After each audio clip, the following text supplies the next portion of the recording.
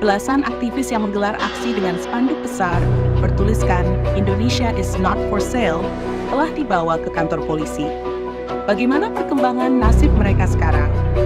Sekitar 15 aktivis lingkungan yang tergabung dalam koalisi Tanah untuk Rakyat Nitura telah dibebaskan setelah sebelumnya sempat diamankan oleh pihak kepolisian Resor Penajam Pasir Utara, Kalimantan Timur pada Sabtu 17 November 2024. Aktivis ini menggelar aksi protes di Jembatan Pulau Balang. Menurut Ari Rompas, seorang pegiat lingkungan dari Greenpeace Indonesia, tidak ada berita acara pemeriksaan BAP yang dibuat. Aktivis tersebut hanya dibawa ke Polres dan dilepaskan sekitar pukul 7 malam. Kini mereka telah kembali ke Jakarta. Ari mengungkapkan bahwa mayoritas aktivis yang dibawa adalah mereka yang bertanggung jawab memasang spanduk besar tersebut. Sebelumnya, sempat beredar kabar bahwa puluhan aktivis dari berbagai organisasi masyarakat sipil diamankan setelah mengadakan perayaan HUT ke-79 RI di kawasan Pantai Lango, sekitar 40 km dari pusat ibu kota Nusantara, IKN. Dalam video yang diterima oleh BBC News Indonesia, terlihat terjadi perdebatan antara polisi dan para aktivis.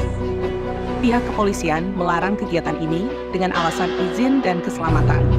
Sementara para aktivis menegaskan bahwa aksi ini adalah bagian dari perayaan kemerdekaan dan bahwa mereka siap menanggung risiko keselamatan sendiri.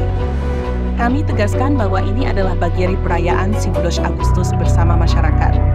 Jadi tidak ada alasan untuk menangkap kami, apalagi tidak ada tindakan kriminal atau pelanggaran hukum, tambah Arye. Sebelumnya, Kepala Bidang Hubungan Masyarakat Kepolisian Daerah Kalimantan Timur, Komisaris Besar Yulianto, membantah adanya penangkapan. Tidak ada penangkapan, petugas kami hanya berdiskusi dengan mereka, ujarnya seperti dikutip dari Tempo. Koalisi Tanah untuk Rakyat ini terdiri dari berbagai organisasi seperti Wahana Lingkungan Hidup Indonesia, Kaltim, Jatam Kaltim, dan Greenpeace Indonesia. Mereka menggelar aksi dengan membentangkan kain merah raksasa berukuran 50x12 meter dengan tulisan "Indonesia is not for sale, Merdeka" di Jembatan Pulau Balang. Selain itu, beberapa spanduk lainnya juga dibentangkan di atas perahu-perahu yang mengikuti parade di perairan sekitar jembatan. Pesan yang ingin disampaikan melalui aksi ini jelas, kata Arye, yakni kritik terhadap pembangunan IKN yang dianggap dilakukan secara serampangan tanpa memenuhi prasyarat lingkungan dan sosial.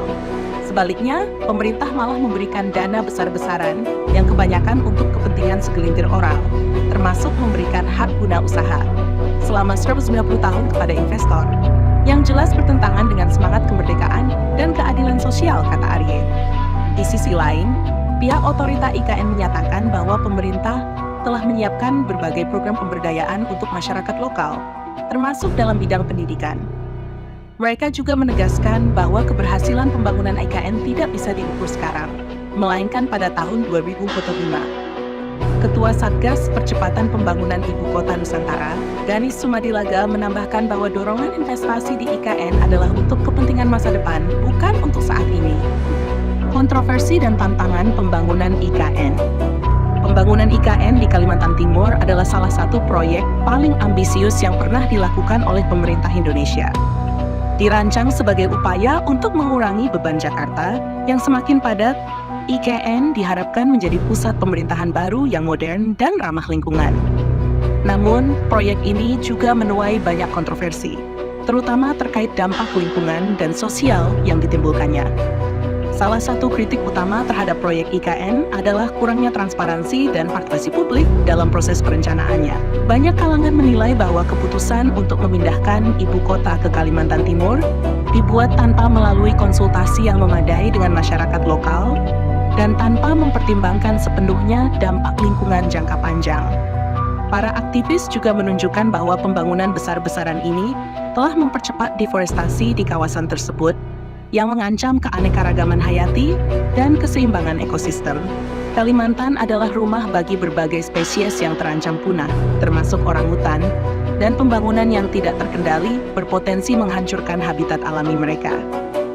Pemerintah, dalam menanggapi kritik ini, berusaha meyakinkan bahwa mereka telah melakukan kajian lingkungan dan sosial yang komprehensif sebelum memulai proyek. Mereka juga berjanji untuk menerapkan praktik-praktik pembangunan berkelanjutan guna meminimalkan dampak negatif. Namun, skeptisisme tetap tinggi di kalangan aktivis dan masyarakat lokal yang merasa bahwa suara mereka tidak cukup didengar dalam proses ini. Dampak sosial dan ekonomi. Selain dampak lingkungan, isu sosial dan ekonomi juga menjadi perhatian utama dalam pembangunan IKN.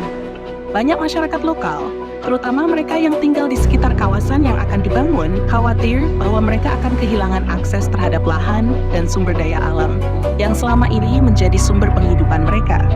Para petani, nelayan, dan masyarakat adat di wilayah tersebut merasa terancam oleh perubahan besar yang akan terjadi akibat pembangunan ini. Merah Joansyah dari Jatam Kaltim menegaskan bahwa pembangunan IKN tidak boleh hanya dilihat dari sudut pandang ekonomi, tetapi juga harus mempertimbangkan kesejahteraan masyarakat lokal. Pembangunan ini harus inklusif dan adil. Kita harus memastikan bahwa masyarakat lokal mendapatkan manfaat dan bukan malah terpinggirkan, ujarnya. Di sisi lain, pemerintah berargumen bahwa pembangunan IKN akan membawa banyak manfaat ekonomi bagi daerah tersebut. Dengan adanya pusat pemerintahan baru, diharapkan akan ada peningkatan investasi, penciptaan lapangan kerja, dan pembangunan infrastruktur yang akan mendukung pertumbuhan ekonomi di Kalimantan Timur. Pemerintah juga menjanjikan program-program pelatihan dan pemberdayaan masyarakat lokal agar mereka bisa ikut serta dalam pembangunan IKN dan mendapatkan manfaat dari perubahan ini.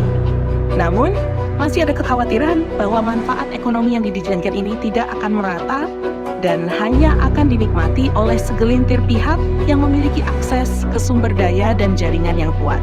Ketidakadilan dalam distribusi manfaat ini bisa memicu ketidakpuasan dan konflik sosial di masa depan.